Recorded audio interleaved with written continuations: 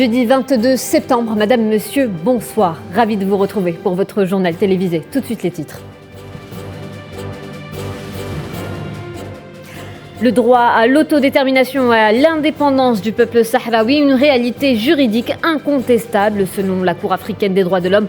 On en parle dans un instant.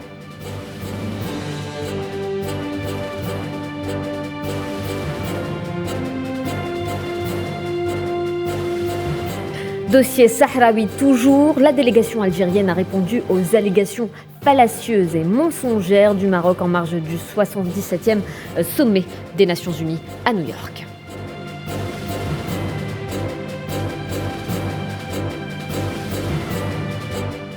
CEDEAO, organisation d'un autre sommet à New York sur le Mali et la Guinée sous la présidence de la Guinée-Bissau, au moment où le Mali célèbre le 62e anniversaire de son indépendance.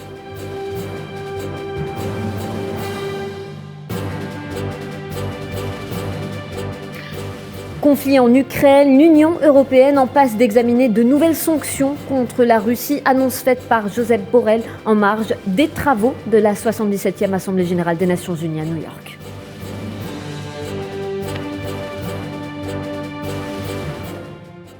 Et on entame ce journal avec le dossier sahraoui. La Cour africaine des droits de l'homme s'en mêle. Un arrêt a été rendu dans la journée où tous les membres devraient non seulement trouver une solution définitive à l'occupation marocaine, mais en plus œuvrer avec tous les efforts disponibles à leur portée pour assurer au peuple sahraoui un recouvrement à la liberté. Karim Bouaziz.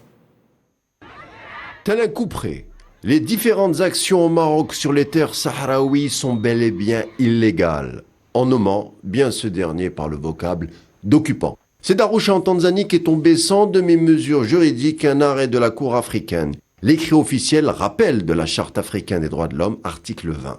En cela, que tous les pays membres de l'Union africaine sont appelés à trouver une solution pour débloquer une mainmise sauvage d'une occupation. Mais aussi que l'ensemble des membres devront conjuguer leurs efforts pour assurer le chemin vers l'autodétermination de toute victime d'un joug d'asservissement. Les États africains, dont une majeure partie ont accouché douloureusement pour une souveraineté dont la défense n'est jamais pleinement acquise parfois, devront, d'après la charte de l'UA, mettre en action tous leurs efforts pour éliminer les différentes facettes du colonialisme, à l'instar de bases militaires étrangères imposées, l'apartheid, le sionisme, l'agression extérieure, discrimination en tout genre, notamment fondée sur la couleur ou l'ethnie, la religion ou le sexe.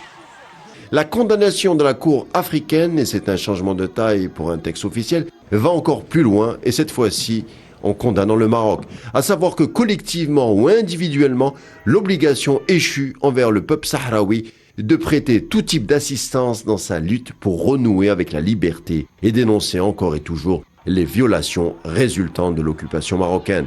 En amont et dans le temps, la communauté internationale, on le souligne, et c'est en cela que le modique lobby de Palais n'y peut rien, et c'est d'après l'avis consultatif de 1975, déclare qu'aucun élément recevable juridiquement parlant ne permettrait d'établir un quelconque lien de souveraineté territoriale entre la partie sahraoui occidentale et le Maroc. Dossier sahraoui toujours, la délégation algérienne a répondu aux allégations qu'elle juge fallacieuses et mensongères du Maroc. Alger a exercé son droit de réponse face à Rabat, accusé d'utiliser les instances internationales comme tribune pour distiller des fausses informations. Safouat Ben Sabri. L'Assemblée générale de l'ONU a été l'occasion pour la délégation algérienne d'exercer son droit de réponse suite aux déclarations de la délégation marocaine. La cause du Sahara occidental a naturellement été au cœur de l'échange entre les deux parties. Toufiq Laïd Qodri, ministre conseiller de la mission permanente algérienne auprès de l'ONU, a ainsi rappelé que le plan d'autonomie marocain voulu par le Royaume ne bénéficiait d'aucune légitimité internationale. Quant à la question de la prétendue solution d'autonomie imposée comme seule solution, elle représente un précédent qui menace les fondements de la légitimité internationale et la Charte des Nations Unies, que nous nous devons de défendre, et contredit la doctrine bien établie des Nations Unies en matière de décolonisation. Alger reproche à Rabat de se servir des instances internationales comme tribune pour empoisonner les débats à coups de désinformation. Par ailleurs, Alger a tenu à rappeler son attachement à la tenue d'un référendum pour l'autodétermination du peuple sahraoui, une constante de la politique extérieure algérienne, soutien fidèle au peuple encore sous le joug du colonialisme. On va en parler avec Saïd Ayachi, président du Comité national de solidarité avec le peuple sahraoui. Bonsoir. Bonsoir. Monsieur Ayachi, l'arrêté rendu aujourd'hui par la Cour africaine des droits de l'homme et des peuples est clair. Tous les États membres de l'Union africaine doivent trouver une solution permanente à l'occupation marocaine au Sahara occidental et surtout assurer la jouissance du droit à l'autodétermination. Tous les pays membres de l'Union africaine sont concernés, monsieur Ayachi. Mais pas que. Cet arrêt de la Cour africaine des droits de l'homme et des peuples est un véritable tremblement de terre. C'est encore une extraordinaire victoire du Front Polisario et de la justice des peuples. D'abord, on rappelle au Maroc qu'il occupe, c'est une occupation, c'est clairement dit.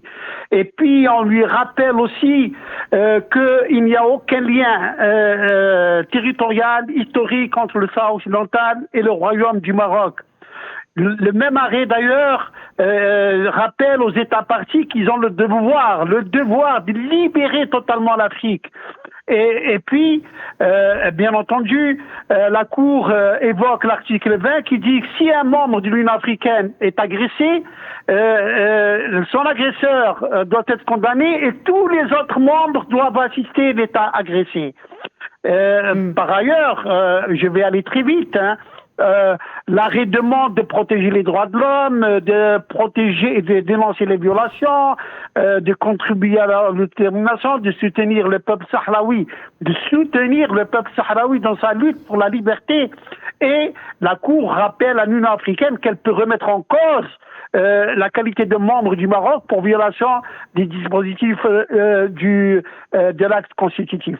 Oui. Enfin, la Cour demande aux États membres de travailler à trouver une solution à l'occupation marocaine. Comment ? En favorisant le référendum de détermination dont il faut accélérer l'organisation. Et la Cour demande aux États membres de s'abstenir de toute démarche qui encourage l'occupation. Il faut comprendre par là l'ouverture des consulats, les visites, les transactions commerciales, les produits qui en découlent des richesses naturelles, etc. Et donc, la Cour a été très claire. Le Maroc occupe le Sahara occidental et le peuple marocain, le peuple sahraoui a droit à un référendum de détermination. J'ajouterai très rapidement un point aussi. Oui. C'est la première fois qu'une terminologie est utilisée pour désigner le Sahara occidental comme étant la République arabe sahraoui démocratique. Totalement. Et le Maroc, dans un nouvel épisode, tente de déformer la lutte du peuple sahraoui. L'occupant joue sur les relations présumées des réfugiés sahraouis avec des groupes terroristes, monsieur Ayachi. Et on rappelle quand même qu'aucun terroriste au monde n'est de nationalité sahraoui, alors que plusieurs d'entre eux sont de nationalité marocaine. On va souligner ça. De le dire, c'est ridicule, totalement ridicule. Un vieux refrain que le Marzen nous ressort à chaque fois pour diaboliser le Front Polisario. Sauf qu'il y a essentiellement, de mon point de vue, deux points qui détruisent, qui démolissent totalement cette accusation injuste. Le premier point, vous venez de le dire, on n'a jamais, au grand jamais, identifié un Sahraoui dans les rangs des organisations terroristes. Jamais. On ne peut pas dire la même chose des Marocains qui se comptent par milliers chez les terroristes et qui constituent le plus fort contingent dans les réseaux terroristes en Europe, par exemple. Le deuxième point, madame, tout simplement, le Front Polisario est présent dans toutes les grandes capitales du monde. Washington, Londres, Paris, Berlin, et quasiment à travers toute la planète. Pensez-vous que si les membres du Front Polisario étaient des terroristes, tous ces gouvernements les autoriseraient à séjourner chez eux? Encore une fois, la pseudo-diplomatie marocaine nous donne une preuve de son profonde médiocrité. Merci pour votre éclairage, Saïd Ayachi. Je le rappelle, vous êtes président du Comité national de solidarité avec le peuple sahraoui. Et ils se poursuivent à New York les travaux de la 77e Assemblée générale des Nations unies où le chef de la diplomatie algérienne, Ramtan Lamamra, a tenu plusieurs réunions de haut niveau. Les partenaires étrangers ont souligné à l'unanimité l'importance du rôle joué par l'Algérie sur la scène régionale, continentale et internationale sous la direction du président de la République Abdelmajid Tebboune. Sofiane Baroudi. La 77e Assemblée générale des Nations unies poursuit ses travaux à New York. Le ministre des Affaires étrangères et de la communauté nationale à l'étranger a représenté l'Algérie dans plusieurs réunions en marge de cette session. Le chef de la diplomatie algérienne a pris part dans ce sillage à la réunion ministérielle du groupe des pays non alignés, où il a plaidé pour le renforcement de cette organisation multilatérale dans un contexte international marqué par une montée sans précédent des tensions à la lumière du conflit de haute intensité en cours en Ukraine. Il a rappelé à cet égard la proposition du président algérien Abdelmadjid Tebboune visant le lancement d'un effort collectif pour réunir toutes les conditions propices afin de permettre au mouvement des non-alignés de contribuer à la désescalade tout en promouvant des relations équilibrées, pacifiques et cordiales entre les nations sur la base des idéaux et principes consacrés par la Charte des Nations Unies. Des préoccupations analogues ont été exprimées dans la réunion du groupe des amis de la médiation sur le conflit ukrainien, co-présidé par la Turquie et la Finlande. L'Amamra a rappelé à cet effet à ses homologues le rôle historique joué par l'Algérie dans le règlement des conflits par les moyens pacifiques, dans un esprit de médiation concrétisant une ligne diplomatique de paix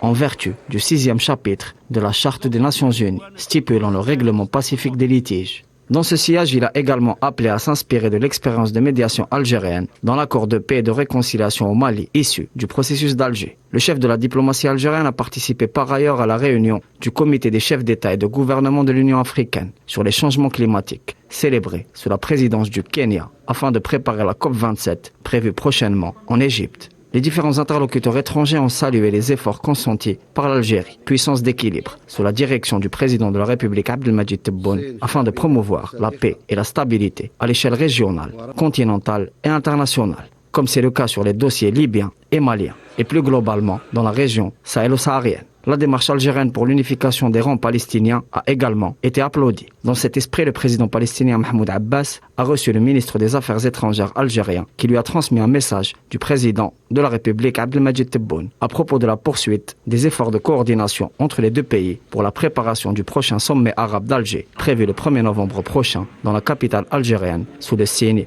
de la solidarité, de l'unité et de la fraternité.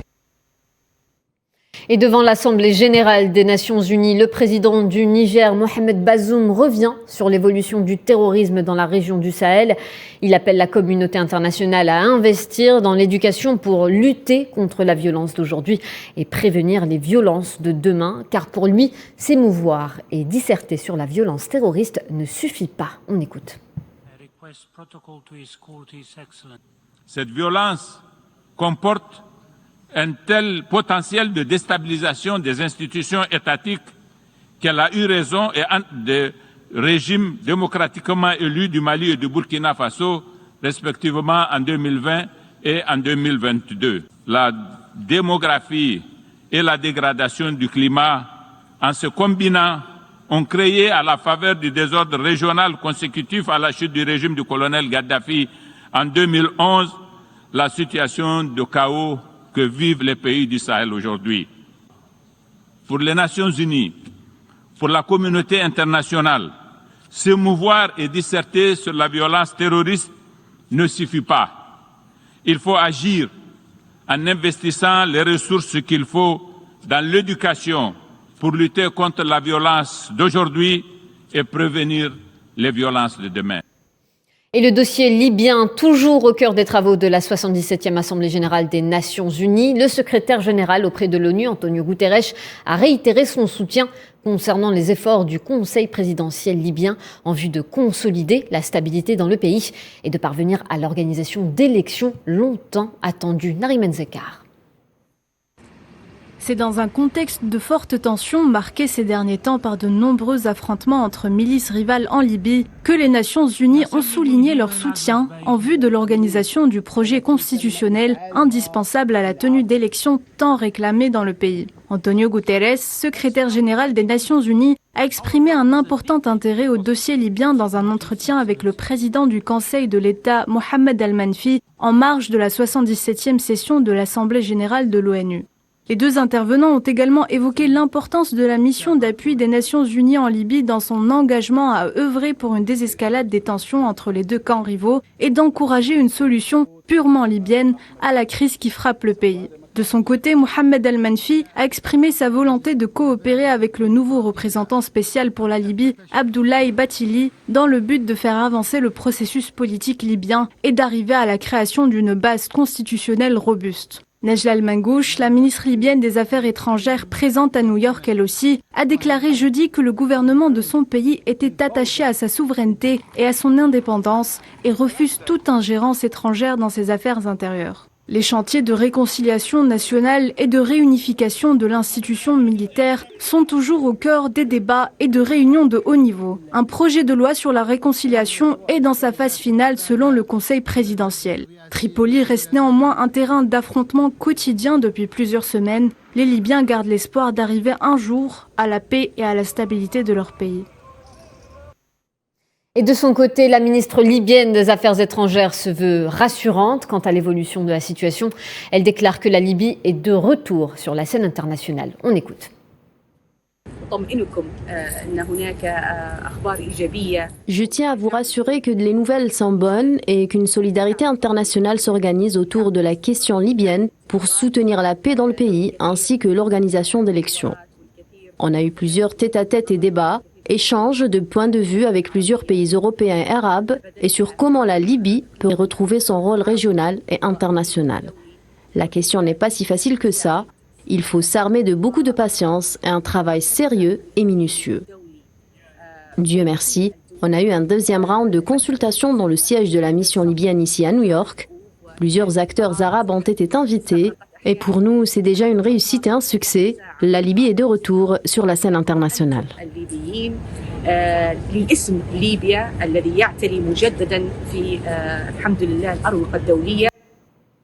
Et en marge du rendez-vous onusien annuel à New York, la CEDEAO organise un sommet sous la présidence de la Guinée-Bissau. Le thème de la réunion sera consacré à la situation au Mali et en Guinée. Les détails avec Yamin Touta. Un événement continental en plein sommet mondial. Sous la présidence de la Guinée-Bissau, un sommet de la communauté économique des États d'Afrique de l'Ouest CEDEAO se tient à New York en parallèle avec les travaux de l'Assemblée générale des Nations unies. Et à l'ordre du jour, la situation en Guinée et au Mali. Pour le dossier malien, la question des soldats ivoiriens détenus par Bamako depuis le mois de juillet passé sera débattue lors de la réunion. Une affaire qui fait trembler les relations entre les deux pays d'Afrique de l'Ouest. Les autorités maliennes accusent ces soldats ivoiriens de vouloir porter atteinte à la sûreté de l'État. Pour la Guinée, un désaccord majeur reste sur la table des négociations entre l'institution continentale et Conakry. La présidence de la CEDEAO a fait allusion à de lourdes sanctions dans le cas d'une prise de pouvoir par la force dans le pays. Des propos qui ne passent pas du côté de la Guinée. Le mensonge grossier et les propos qui s'apparentent à de l'intimidation sont de nos jours des pratiques rétrogrades qui n'honorent pas son auteur et ternissent par la même occasion l'image de marque de la CEDEAO.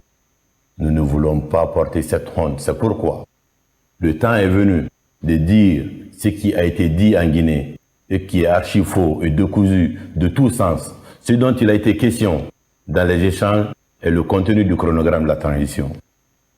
Nous ne ferons l'objet d'aucune publicité pour personne ou pour quelque raison que ce soit. Entre accords et désaccords, la CEDEAO a sur sa table un dossier très sensible, ce qui rend le défi de taille pour le premier responsable de la communauté économique dans la recherche d'un consensus avec deux pays qui traversent une étape de transition majeure depuis plusieurs mois. Et l'organisation de ce sommet de la CEDEAO à New York coïncide avec le 62e anniversaire de l'indépendance du Mali. Et à cette occasion, le président de la transition, le colonel Assimi Goïta, s'est adressé à la nation hier soir, appelant les Maliens à ne pas succomber aux démons de la division. Imen Merad. Le Mali célèbre ce jeudi le 62e anniversaire de son indépendance, un événement placé sous le signe de l'union dans la souveraineté retrouvée. Maliennes, Maliens, mes chers compatriotes, il y a 62 ans que les pères fondateurs du Mali célébraient en communion avec le peuple l'accession de notre pays à la souveraineté nationale et internationale.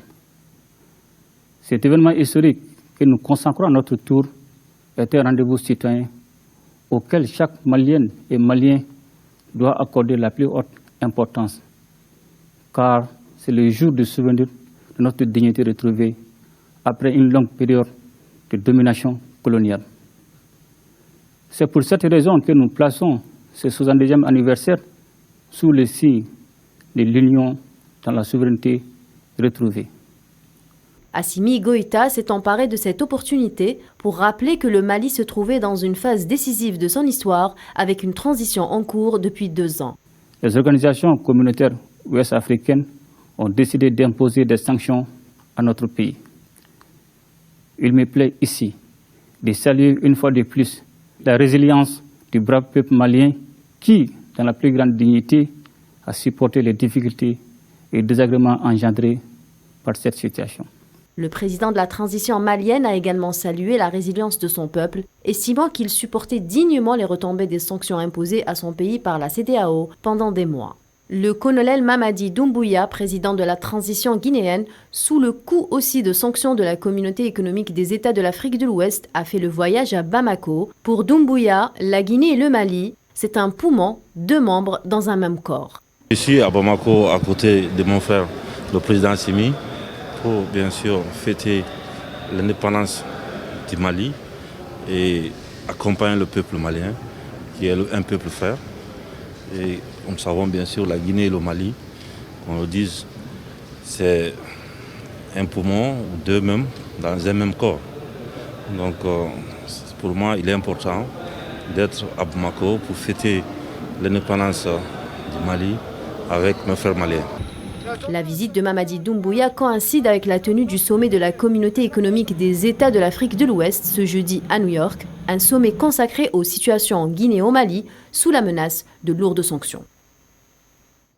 En Palestine, le Hamas met en garde contre les visées sionistes pour faire des visites religieuses, un prétexte pour mettre en application le plan de judaïsation d'Al-Quds occupé et des lieux de culte, notamment la mosquée Al-Aqsa.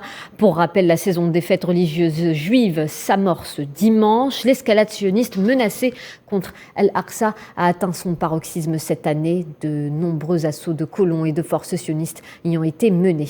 On écoute.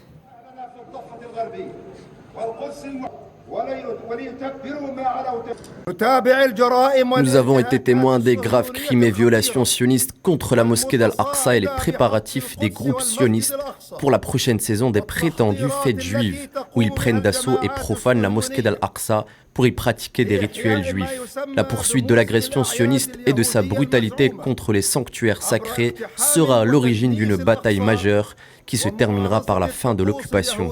Nous affirmons l'engagement du Hamas et du peuple palestinien à défendre les droits de notre peuple par tous les moyens possibles, et je le répète, par tous les moyens possibles.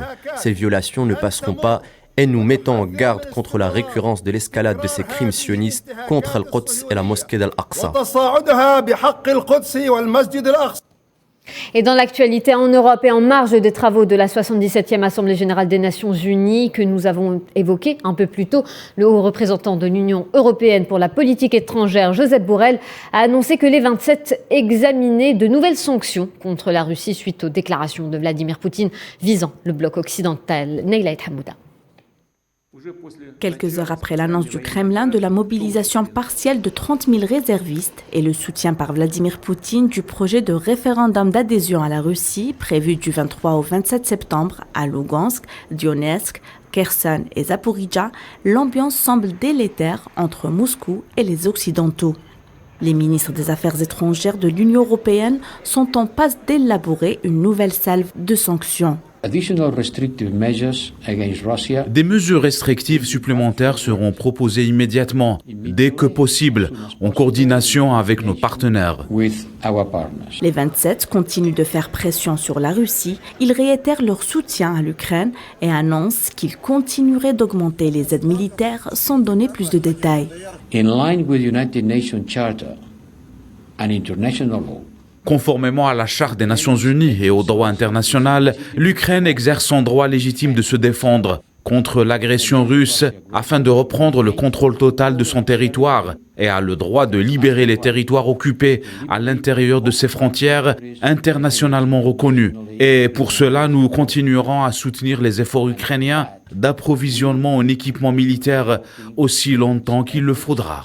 to provision of military equipment as long as it takes. Le nouveau cycle de mesures punitives visera des secteurs plus pertinents de l'économie russe et continuera à cibler les personnes responsables du conflit en Ukraine, selon Bruxelles. Elle pourrait aussi faire avancer les travaux entamés dans le cadre du G7 sur un plafonnement du prix d'achat du pétrole russe. Le bloc européen a déjà décidé, en mai dernier, d'appliquer un embargo sur le pétrole russe à partir de la fin de l'année. Les consultations sur le prochain train de mesures pourraient commencer dans les jours qui viennent. Et dans un contexte de tensions diplomatiques entre les deux parties qui ne cesse de s'accentuer depuis février dernier et qui s'est traduit par une crise énergétique majeure, le conflit semble prendre plus d'ampleur, avec des répercussions à l'échelle mondiale. Réponse du ministre russe des Affaires étrangères Sergei Lavrov. Il rejette devant le Conseil de sécurité de l'ONU les accusations occidentales concernant le conflit en Ukraine et dénonce pour sa part l'impunité de Kiev. On l'écoute. Kiev doit son impunité à ses partenaires occidentaux, en premier lieu l'Allemagne et la France, mais aussi les États-Unis. Au lieu de pousser les autorités de Kiev à mettre en œuvre l'accord de Minsk, Berlin, Paris et Washington ont cyniquement ignoré les menaces croissantes de Kiev à résoudre le problème du Donbass par la force et le plan B. Et dans le conflit en Ukraine, toujours 10 prisonniers de guerre, dont 5 Britanniques et 2 Américains, ont été transférés de Russie en Arabie Saoudite dans le cadre d'un échange entre Moscou et l'Ukraine, favorisé par une médiation saoudienne. Ce transfert de prisonniers a été annoncé hier par le ministère saoudien des Affaires étrangères qui précise que les autorités saoudiennes œuvrent à faciliter les procédures pour leur retour en toute sécurité dans leurs pays respectifs. Il faut rappeler que lundi dernier, le président turc Recep Tayyip Erdogan avait déclaré que la Russie et l'Ukraine avaient convenu de procéder à l'échange de 200 prisonniers.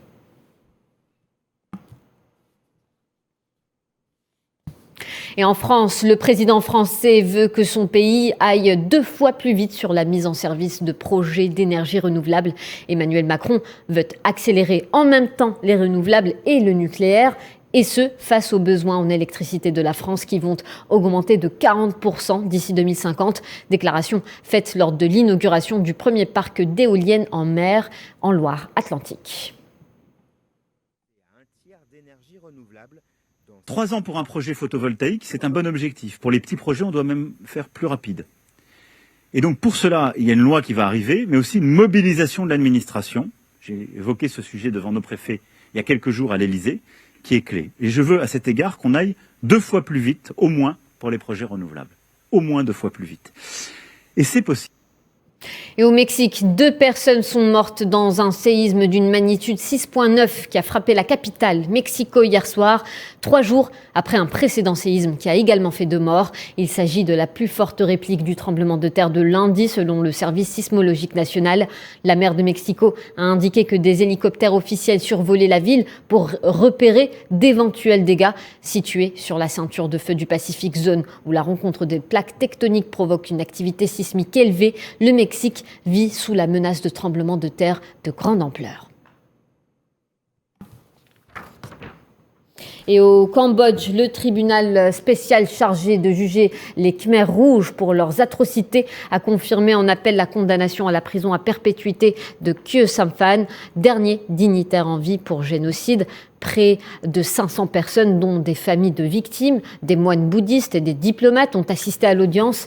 Il faut rappeler que près de 2 millions de personnes ont été tuées dans le génocide des Khmers rouges entre 1975 et 1979.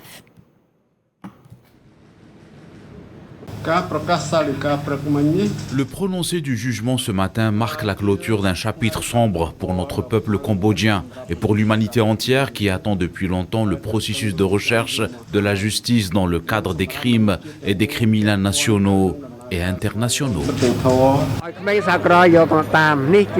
C'est une bonne nouvelle pour le Cambodge que le seul dirigeant Khmer Rouge encore en vie ait été condamné. Je suis heureux, mais je regrette que nous n'ayons pas pu condamner ceux qui sont morts.